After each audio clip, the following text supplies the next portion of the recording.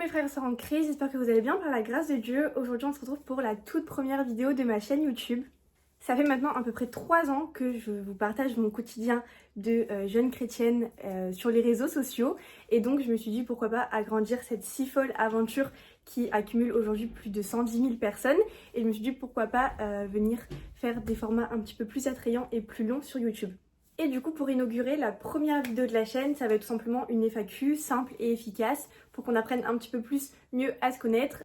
Je me suis donc munie de mon ancien téléphone, je vous ai posté la story sur Instagram vous annonçant que j'allais certainement faire une FAQ et donc vous avez été plein à me poser des questions, donc merci énormément et on va y répondre ensemble. Donc première question, coucou, est-ce qu'un jour tu nous parleras de ton témoignage? Alors cette question revient énormément, donc je vais prendre que celle-ci, mais donc je vous ai déjà fait part de mon témoignage sur TikTok, mais donc il y a très longtemps, au tout début où j'ai commencé mon compte tout simplement, et au-delà de ça je vous en ai jamais vraiment parlé plus. Donc mon témoignage c'est très simple, je suis d'une famille athée, complètement athée, pas d'enseignement catholique ou encore moins religieux. Et j'ai commencé à m'y intéresser très petite, vers mes 10 ans. J'ai commencé à prier car je subissais du harcèlement scolaire à l'école. Les autres étaient très méchants avec moi parce que j'étais nouvelle et j'étais arrivée dans une nouvelle école comme ça en cours de route. Et donc j'ai commencé à m'y intéresser à cet âge-là, que j'ai laissé traîner, puisqu'à 10 ans, je ne peux pas me dire que j'étais chrétienne ou que je pouvais avoir une religion, parce que 10 ans c'est très tôt. Et vers mes 14-15 ans, j'ai subi un traumatisme qui a été l'abandon de mon père, donc mon géniteur. Et je me suis vraiment instaurée dans la foi. J'ai été pour ma première fois à l'église en mai 2021. J'ai commencé à acheter ma première Bible. Ma maman m'a acheté un voile et je me suis mis petit à petit. J'ai commencé tout de suite les réseaux sociaux, comme ça le peu que je savais, je vous l'ai appris, et le peu que vous saviez, vous me l'avez appris également. Et à l'heure d'aujourd'hui, ça fait que je suis chrétienne baptisée, confirmée, communiée, et je vous parle aujourd'hui sur YouTube. Non mais donc voilà, en clair mon témoignage c'est clairement l'abandon de mon papa qui a fait que je me suis réfugiée dans quelque chose parce qu'il fallait que je retrouve un refuge paternel. Et voilà, le traumatisme de mon père a laissé énormément d'addiction, d'angoisse sévère, d'anxiété, scarification, etc. Et le Christ m'a sauvée du plus profond de ma vie. Donc deuxième question, est-ce que tu penses un jour créer un site internet pour ta marque? Donc pour ceux qui ne le savent pas, je suis la créatrice, l'ambassadrice de Chapelet.ofgod, qui est une marque du coup de bijoux et spécialement de chapelets chrétiens depuis maintenant plus d'1 an. Et pour l'instant il n'y a pas de site internet à proprement parler, et c'est vrai que vous êtes énormément à me poser la question. Et le problème c'est que c'est oui ou non, c'est entre les deux en fait, tout simplement parce que je suis encore à l'école, je suis à la fac. Donc c'est très compliqué déjà pour moi de gérer TikTok, de gérer les commandes, de gérer l'école. Et en plus là, si YouTube commence à se former, ça va devenir assez compliqué. J'aimerais énormément en vivre à plein temps, faire de ça mon métier. Mais pour l'instant c'est très compliqué, j'ai quand même envie d'avoir un bagage derrière moi et de continuer l'école. Troisième question, comment tu fais pour réduire la quantité de nourriture pendant le carême? Je n'y arrive pas. Alors il faut savoir que moi du coup c'est mon 4e carême cette année et que le premier a été très compliqué comme ça peut l'être pour vous. Et à l'heure d'aujourd'hui mon 4e carême n'est exactement pas fait de la même manière que j'ai fait mon premier. Mais réduire la nourriture c'est très simple, c'est se dire que il faut manger seulement ce qu'on a besoin. C'est-à-dire qu'il ne faut pas aller dans l'excès, ne pas avoir de gourmandise, ne pas avoir de surplus, de surconsommation. Déjà parce que c'est pas bien, il ne faut pas gaspiller, il faut penser aux autres, à des personnes qui n'ont pas du tout, les sans-abri, les personnes en précarité, etc. Et d'autant plus que le carême nous réfère à ce que Jésus a passé dans le désert, donc 40 jours de tentation au diable. C'est exactement ce qui nous est demandé nous en tant que chrétiens à l'heure d'aujourd'hui. Et donc pensez à vous nourrir seulement du nécessaire et de ne pas abuser, comme Jésus a pu lui se priver de toute surconsommation et de tout surplus, et qu'il n'a eu seulement besoin que du nécessaire, et aussi très spirituel, donc Dieu. Donc voilà, évidemment se priver de nourriture ça peut être très dangereux, donc je vous fais un point là-dessus, ne mettez pas votre santé en jeu quand on parle de se priver de nourriture. C'est vraiment diminuer vos consommations, essayez de ne plus goûter, essayez de réduire vos portions, de vraiment avoir un régime alimentaire assez sain, léger et frugal, mais ne mettez pas votre santé en danger. Je suis désolée si je peux paraître un peu stressée ou si j'ai du mal à m'exprimer, mais c'est la première vidéo YouTube. Donc je suis très désolée, mais je fais de mon mieux et j'espère en tout cas que ça vous plaira. J'attends énormément vos retours en commentaire et même sur mes réseaux sociaux. Ensuite, nous avons comment tu es devenue croyante. Est-ce qu'il y a eu un élément déclencheur? Donc effectivement, comme je vous l'ai dit, ça a été l'abandon de mon papa qui a fait que je me suis réfugiée dans la religion parce que j'étais devenue une fille très mauvaise, très peste, très anxieuse, très angoissée. Je ne dormais plus la nuit, je me scarifiais, etc. Et donc, Dieu m'a profondément changée et a fait de moi ce que je suis aujourd'hui. Ensuite, nous avons une question très intéressante qui est: quel a été ton parcours dans le cheminement vers Dieu? Donc je pense qu'on va parler plus spécialement des sacrements. Il faut savoir que dans la religion chrétienne, il y a donc 7 sacrements à respecter et les 3 premiers sont ce qu'on appelle du coup les cheminements vers Dieu, ce qui va nous amener en fait à être enfants du Christ, à être connus enfants de Dieu au sein de l'Église, qui sont donc baptême, confirmation et communion. Personnellement, j'ai été baptisée petite, à mes 2 ans, malgré que j'ai été élevée dans une famille très athée, non croyante, non pratiquante, mais j'ai quand même été baptisée bébé, ce qui fait que mon premier sacrement, je l'ai fait sans le vouloir ou sans même dire un mot sur cela. Il me restait donc, moi, en tant que chrétienne, la confirmation et la communion pour pouvoir acheminer mes 3 sacrements. Donc c'est ce que j'ai fait, je les ai fait du coup en mai dernier, donc à mes 17 ans, et donc tout simplement, que ce soit pour le baptême, la confirmation ou la communion, il faut tout simplement faire du catéchisme. C'est obligatoire à partir d'un certain âge, à partir environ de 10-12 ans, c'est gratuit, c'est des cours, c'est des petites réunions avec des prêtres, des évêques, etc. qui vont tout simplement vous parler de la religion et faire en sorte que vous soyez vraiment à 100% sûr et à 100% compréhensif de ce que c'est se mettre dans une religion et être chrétien. Le catéchisme dure environ 1 an, 1 an et demi. Vous pouvez faire baptême, confirmation, communion tout d'un coup ou que baptême et ensuite confirmation, communion. Encore une fois, c'est gratuit, c'est simple d'accès. Vous avez juste à aller voir votre prêtre à la fin d'une messe ou à l'église, etc. À un moment ou à une heure où il est là. Et il vous intégrera tout simplement dans un groupe de catéchisme avec des personnes de votre âge, donc une catégorie dans la tranche d'âge dans laquelle vous êtes. Et suite à ça, environ 1 à 2 fois par mois, vous aurez des réunions avec ce groupe de catéchisme qui va vous faire avancer vers le cheminement du baptême ou des 2 autres sacrements. Et voilà. Donc ensuite nous avons Hello, d'où viens-tu? Donc ça c'est vrai que j'ai pas vraiment eu l'occasion de me présenter durant cette vidéo. Donc moi c'est Shaina, j'ai 18 ans, bientôt 19 et je viens du nord de la France, donc dans les Hauts-de-France. Et je suis encore étudiante, comme je vous l'ai dit, voilà, je suis en fac de langue et je vis encore chez ma maman. Et voilà, je partage un peu ma passion sur les réseaux sociaux, la foi et les connaissances que je peux acquérir. Et mon but c'est de vous aider chacun et chacune. Donc si vous êtes nouveau sur ce compte, c'est un grand bienvenue à toi.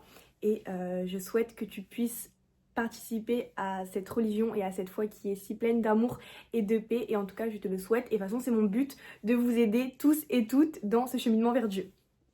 Ensuite, nous avons donc comment ont réagi ta famille, tes parents, suite à ton annonce de religion. Alors, on va parler spécialement de ma maman, qui est vraiment la pièce maîtresse vu que mon géniteur n'est plus là. Ma maman, ça a été très très simple parce que c'est une personne très tolérante qui a vu vraiment que l'abandon de mon géniteur a causé énormément de soucis chez moi. Et donc, elle a été très heureuse de voir que je me suis réfugiée dans quelque chose. Au niveau de mes grands-parents, ça a été un petit peu plus compliqué. Eux, étant jeunes, ils ont été forcés à faire du catéchisme, à être enfants de cœur, à aller tous les dimanches à la messe. Et donc, ça n'a pas été quelque chose de spirituel ou une envie spéciale de eux-mêmes, mais plutôt quelque chose de forcé par les parents. Donc, mes grands-parents, au début, ça a été très compliqué. Ils pensaient que c'était un effet de mode, que j'étais dans une secte, etc. Mais à l'heure d'aujourd'hui, tout se passe bien. Ils m'ont accompagnée à tous mes sacrements. Ils m'accompagnent à la messe. Ils me laissent prier le bénédicité à table lors des repas de famille, etc. Et vraiment, c'est une chance énorme. Et je remercie Dieu au quotidien de m'avoir permis d'avoir une famille aussi ouverte et compréhensive. Parce que je sais que pour pas mal d'entre vous, ce n'est pas le cas. Et j'en suis énormément désolée.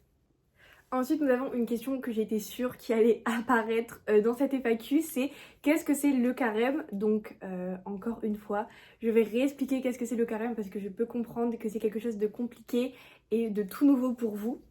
Le carême est donc une période d'abstinence, de jeûne, d'aumônerie et de prière de 40 jours pour se référer donc aux 40 jours que Jésus a passé dans le désert pour succomber à la tentation du diable. Cet épisode a donc une référence biblique. Jésus ne dit en aucun cas par contre, vous chrétiens, vous ferez carême pour prendre exemple sur moi. Mais l'Église catholique depuis 1960 a instauré le fait que pour rendre grâce, suivre les pas de Jésus, tout chrétien catholique de 14 jusqu'à 60 ferait donc le carême. Le but est donc de se rapprocher de Dieu au maximum, d'agrandir sa foi, d'avoir un renouvellement, une renaissance, puisqu'effectivement, à la fin de ce carême, qui se termine donc le dimanche de Pâques, viendra le baptême des adultes, non pas des bébés, mais des adultes. Donc vous qui êtes en train de me regarder et qui faites votre catéchisme, eh bien, un grand gloire à Dieu pour vous, et donc, théoriquement, vous devrez vous faire baptiser ce dimanche de Pâques. Il y a aussi une question de jeûne, c'est-à-dire se priver de nourriture, s'abstenir de au moins un repas le mercredi 5 mars et le vendredi 17 avril, qui ne convient et qui ne s'applique qu'aux personnes de plus de 18 ans. Donc toute personne majeure révolue doivent s'abstenir de au moins un repas ces 2 jours cités. Ceux qui ont moins de 18 ans, vous pouvez effectivement le faire si vous avez envie, si vous ressentez le besoin, si vous voulez voir un peu comment ça se passe, à quoi ça ressemble, etc. Vous pouvez évidemment, mais c'est obligatoire de toute personne majeure révolue, donc à 18 ans ou au-dessus de 18 ans. Ensuite, nous avons quelle Bible est la meilleure en tant que chrétien. Alors, comme vous savez, dans le christianisme, il y a différentes églises, catholiques, protestantes et orthodoxes. Il y a aussi les évangéliques, mais qui n'ont spécialement pas de Bible appropriée à eux et qui vont très souvent se mettre dans l'église des protestants. Mais donc pour chaque église, chacun utilise un peu sa propre Bible entre guillemets. Pour tous ceux qui sont chrétiens catholiques, c'est la Bible de Jérusalem. C'est tout simplement celle qu'il faut, celle qui vous convient, celle qui est la plus complète. Elle contient tous les chapitres qu'il faut pour pouvoir bien lire et comprendre la Bible. La moins chère que vous pourrez trouver sur le marché est donc celle-ci. C'est une toute simple qui coûte 15 € environ sur le site internet ou même en librairie je pense. Moi c'est celle que je vends sur mon site pour ceux qui n'ont pas forcément de Bible etc. C'est celle que je vous vends pour chrétiens catholiques. Ensuite pour tout ce qui est protestant, vous aurez les Bibles ce qu'on appelle seconde 21. Donc là je vous ai pris quand même une grosse, une qui coûte assez cher parce que c'est celle que j'ai moi aussi à la maison. Mais c'est toutes celles par exemple qui vont être à 2,50. Vous savez la rouge et blanche, je vous mettrai des petites photos. Ou bien aussi les roses comme ceci. C'est tout simplement ce qu'on appelle des Bibles protestantes car elles ne sont pas complètes du tout. Et elles sont simplifiées en termes de mots. Surtout pour celle à 2,50 €, la blanche et rouge. Donc si vous êtes catholique et que vous l'avez, il n'y a pas de souci, vous voyez bien que moi je la lis également, mais il faut toujours avoir quand même une Bible catholique pour s'assurer de pouvoir lire la Bible complètement. Et pour la confession orthodoxe, c'est tout simplement ce qu'on appelle la TOB, donc T-O-B, que moi je n'ai pas chez moi, que je ne peux pas vous montrer parce que ce n'est pas mon église et je ne la vends pas sur mon site également. Donc je vous mettrai une petite photo juste ici. Il y a plusieurs modèles, plusieurs prix, plusieurs éditions, etc. Comme les protestantes et comme les catholiques. Ça peut monter de 5, 10, 15 € à même 80 voire 100. Une Bible reste une Bible. Après c'est vrai que chacun a sa confession, chacun sa vision de l'esthétisme, pardon. Mais en tout cas voilà pour vraiment les Bibles à avoir en tant que chrétien qui appartiennent à une église. Et si vous n'appartenez à aucune église, rien ne vous empêche de prendre une Bible catholique, une Bible protestante ou qu'importe. Ensuite, du coup, du même genre de questions, nous avons comment bien lire la Bible. Alors ça, c'est très très simple. Pour n'importe quelle édition et pour n'importe quelle Bible d'église et de confession du christianisme, il faut tout d'abord commencer par les 4 évangiles qui se trouvent donc dans le Nouveau Testament. Les 4 évangiles sont donc 4 visions, 4 histoires, 4 récits racontés de la vie de Jésus par 4 différents apôtres, Jean, Luc, Marc et Matthieu. Et ça va donc vous aider à comprendre la Bible premièrement, parce que commencer par Genèse, c'est commencer par tout l'arbre généalogique, etc. Et donc c'est assez compliqué, surtout quand on débute. Alors que commencer par les 4 évangiles va tout simplement vous faire comprendre la vie de Jésus. Qu'est-ce qu'il a fait, pourquoi il est arrivé comme ça d'un coup, qu'est-ce qu'il a changé, qu'est-ce que c'est des apôtres, etc. Et donc vraiment je vous conseille de lire en premier les 4 évangiles. Et donc voilà, cette première vidéo est enfin terminée. Si vous souhaitez une partie 2 de l'FAQ avec des questions un peu plus centrées sur la religion et pas forcément que sur moi, n'hésitez pas à me le dire en commentaire. N'hésitez pas aussi à me dire vos retours, ce que vous en pensez, la qualité de la vidéo, mon débit de parole, etc. Si tout se passe bien, si tout est compréhensif pour vous. N'hésitez pas à vous abonner, à mettre un j'aime, ça ferait toujours plaisir. Et surtout, n'hésitez pas à me proposer d'autres vidéos si vous voulez qu'on continue la chaîne YouTube.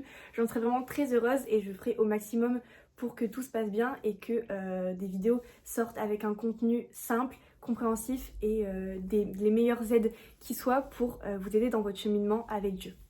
En tout cas, sinon, on se retrouve sur TikTok pour des prochaines vidéos et on se retrouve aussi sur Instagram pour toute commande de bijoux religieux ou de chapelets. Sur ce, je vous fais des gros bisous, je vous souhaite une bonne journée et Amen!